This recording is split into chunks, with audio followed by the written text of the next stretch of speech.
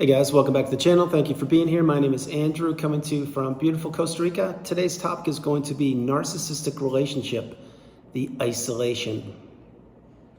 Think about that for a minute. Guys, if you like the content, please subscribe. So when you were in the narcissistic relationship, you were isolated, whether you knew it or not, from basically the very beginning when you met the narcissist, or if you were born into a family with narcissistic members in it.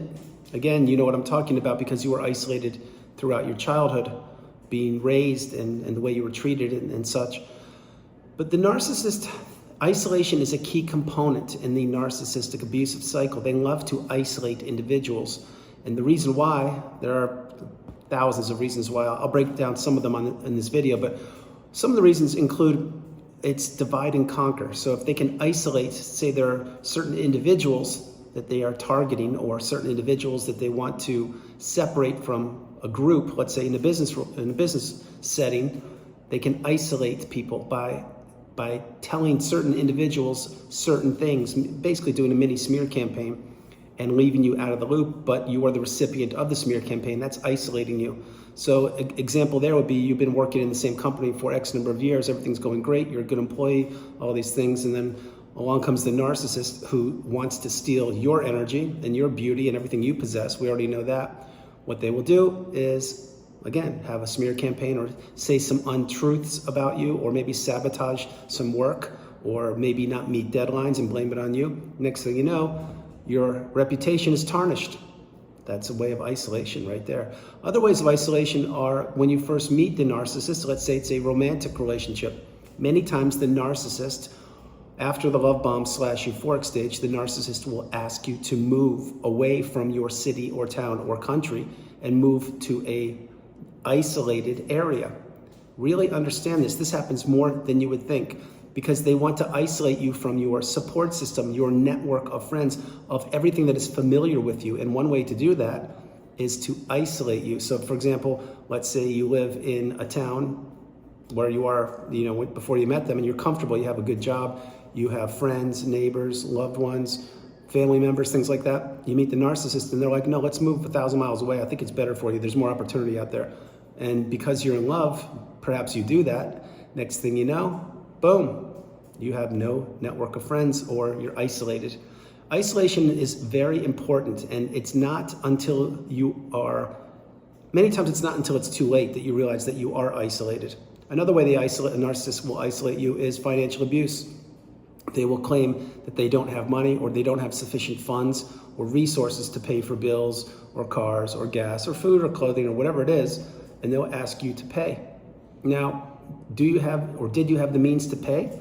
Yeah, probably, but the narcissist is an adult also. Can't they get a job and pay for their own way? Yes, they could, but you didn't understand what financial abuse was. You certainly didn't understand what narcissism was, so most likely you contributed financial resources. Next thing you know, you're paying for all these things that the narcissist wants. Again, could be an apartment, could be furniture, clothes, gas, food, whatever it is, but your bank account is being depleted. And what's happening with the narcissist bank account? It's being inflated because they're saving money while spending your money.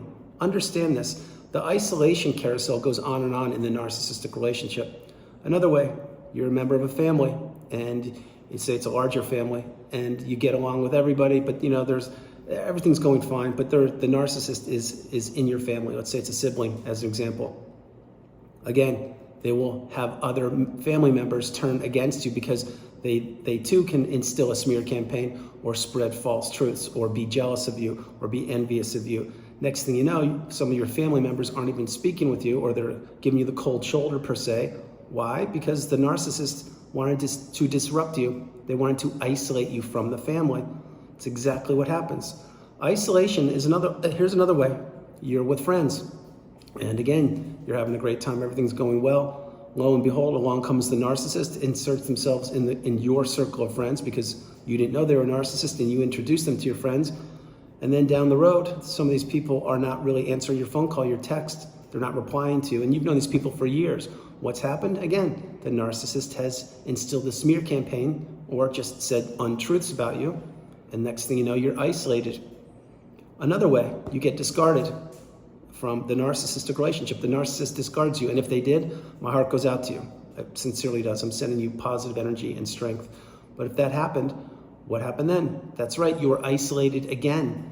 Why? Because number one, you didn't know what narcissism was, but two, all of your friends who turned out to be flying monkeys, they've now disappeared because, again, the smear campaigns happened most likely, and you don't know what's going on. So you're all alone, and you're by yourself, and you're trying to figure out who does this, what is this? And then you find channels like mine and many others. And again, thank you very much for being here.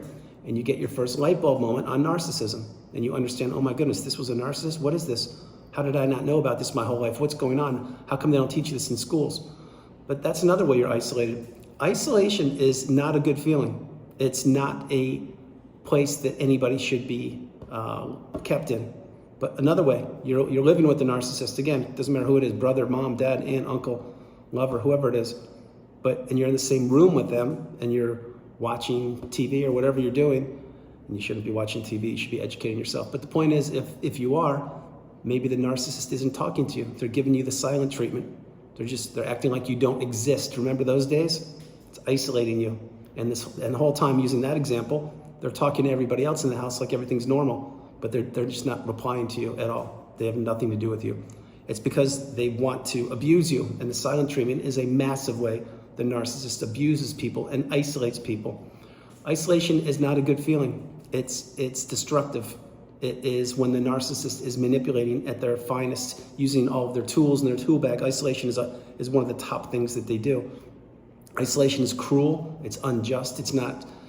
No human being should experience a toxic narcissistic relationship or experience the isolation that comes with it. The narcissist thrives on isolation. They thrive on divide and conquer. They thrive on keeping little circles, little sects or groups of individuals, clusters, if you will, of people that know certain amounts of information, and others are kept isolated. It's just the way it is. Because remember, the narcissist can't be authentic or genuine. They don't know how to introspect. They don't know how to just be a good human being. What they do know how to do is to take from you and to manipulate and to lie and to devastate and to crush. Most likely, I mean, on top of that, they also are always getting sources of supply behind your back. So let's say, again, you were married.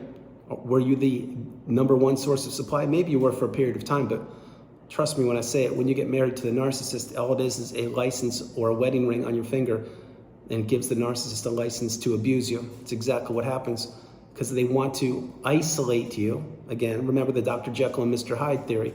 They want to isolate you because to the general public, you have a beautiful family, you have the white picket fence, etc. But behind closed doors, you're not happy. You don't know what's going on. You're being gaslit and stonewalled every single day. You're experiencing rage fits. You're experiencing blame shifting.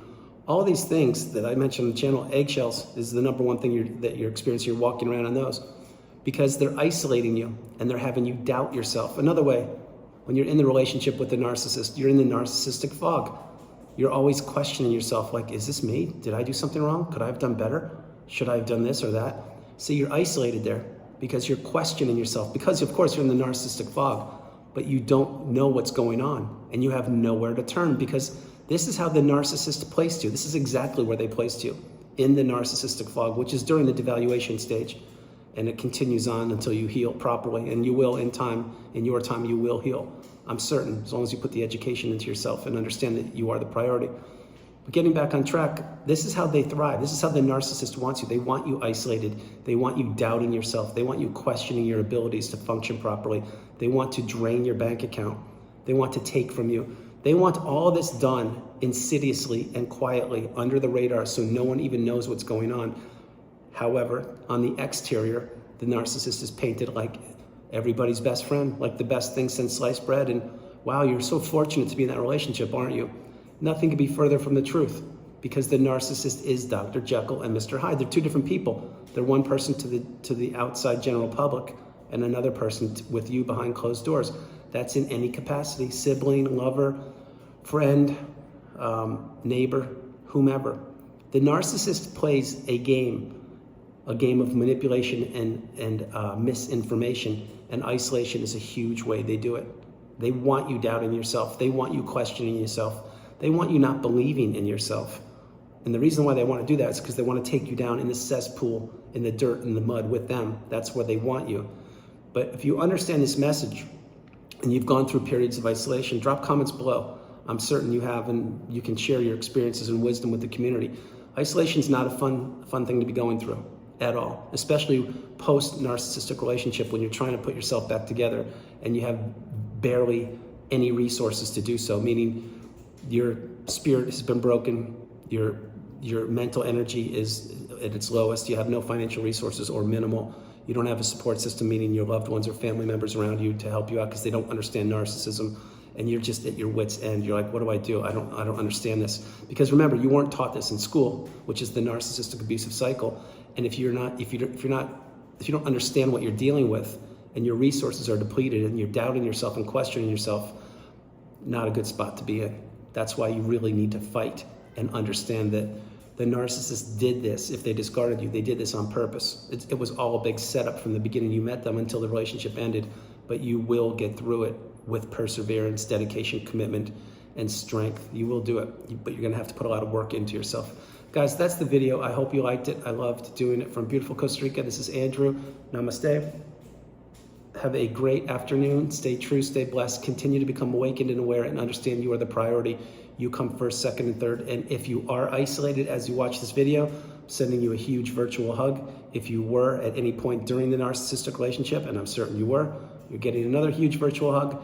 Move forward each and every day. Spend your time wisely, and no more isolation for you, unless that's what you want to do. Meaning, like, let's say you want to take a day off from hanging out with people and you want to read a book or write a book, go for it, do it. But isolation should not be thrust upon you by the likes of a toxic individual who turns out to be the narcissist. Guys, no matter where you are on the planet, you are not alone. God bless you. Have a great day, and I will talk to you tomorrow. All right, good night, you guys. Bye.